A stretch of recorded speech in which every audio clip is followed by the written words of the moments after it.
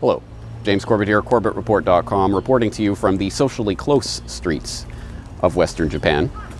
In Walden, Henry David Thoreau famously observed that there are 1,000 hacking at the branches of evil to one striking at its root.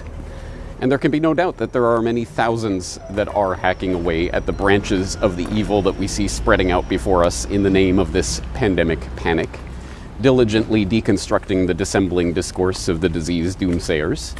And rightfully so, I count myself amongst them. However, if all we are doing is smacking down the lies that are being spread about this pandemic as soon as they arise, then we run the risk of missing that root of the evil altogether. So allow me, if you will, to take one hefty swipe at that root with my battle axe of truth by clearly stating and rejecting the new governing principle for society that we are being asked to accept on the basis of this pandemic pandemonium. Now, this new governing principle for society, of course, is implicit. I mean, we're going to sign onto it by our silent consent, not our explicit consent, but nonetheless, it rests on a hypothetical chain of infection that can take place in the event of a spreading infectious agent. Now, keep in mind, this has nothing to do with a novel coronavirus, SARS-CoV-2. This is about a general principle. But the principle holds that if there is a spreading infectious agent of some sort that is hypothetically infecting people around the globe, and you might become infected by this agent, and you might end up passing it on to someone else, who might end up passing it on to someone else, etc., etc., and somewhere down that chain of infection, someone who is immunocompromised might end up becoming infected, and they might be part of that sliver of a fraction of a percentage point of the population who might die from the disease. And if that were to take place, well, of course, every single link in that chain of infection should be classified as a murderer.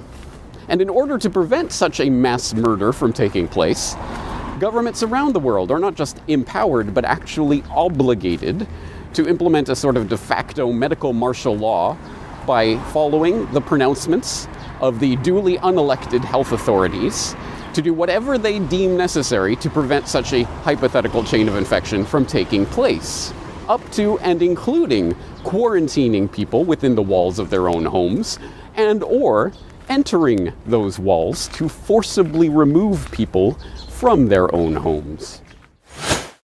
And at the moment, in most parts of the world, due to lockdown, most of the transmission that's actually happening in many countries now is happening in the household, at family level.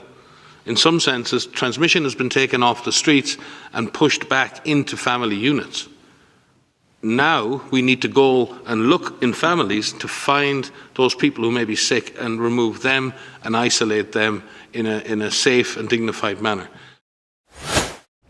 We are being asked to accept this abrogation of our most precious freedoms, including our freedom to travel, our freedom of association and assembly, our freedom from arbitrary detention within the walls of our own home, our freedom of privacy in transaction and interaction, and other hard-fought freedoms that were purchased at the price of our forefathers' blood, on the basis of a novel coronavirus that is presenting a novel existential threat to humanity that has never before existed. But that, of course, is a lie, because every single flu season for your entire life, there have been just such hypothetical chains of infection that have taken place. And I have no doubt, let's put it on the table, I have no doubt that there is someone listening to my words right now who has been involved in some chain of infection that has ended up in some immunocompromised person dying. Never before has that person had to think of themselves as a murderer, let alone lock themselves within the confines of their own home to prevent such a murder from ever taking place again. But that is what we are being asked to accept right now. And I want this out on the table, because if we do not clearly articulate this principle that we are being asked to accept, then by our silence we will consent to it. We will tacitly, implicitly consent to what is taking place right now, and I want to clearly state it and clearly reject it. Now, there may be some people in the crowd who disagree with me, so First of all, let me put something else out on the table and make it very clear that, of course, none of what I say is to in any way undermine the basic right that everyone has, everyone always has had, and everyone always will have to take whatever precautionary measures they feel is necessary in order to prevent such a chain of infection from taking place, including isolating yourself in your own home, wearing whatever protective gear you want, socially distancing yourself from anyone you come in contact with, or anything else that you feel is appropriate to prevent such a chain of infection. Of course, you have that right. But that negative right is now being flipped on its head into a positive obligation on everyone in society to stop all productive human activity, to lock everyone up in their homes, and to treat them as prisoners, tracking and surveilling everything that they do and everyone that they come in contact with on the basis of a hypothetical chain of infection that could take place. And I want that out on the table. If you agree with that principle and you think that is a good thing, then clearly state it. State it to my face. Oh wait, you can't, because you are a prisoner within the walls of your own home and you are not allowed into Japan, but you probably think that's a good thing. But at least say it to my digital face. Clearly state that you agree with the abridgment of our most basic freedoms on the basis of this hypothetical chain of infection.